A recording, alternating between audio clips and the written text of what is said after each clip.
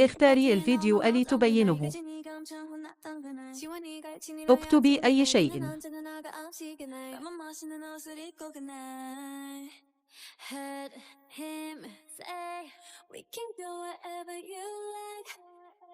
اضغطي على هذا.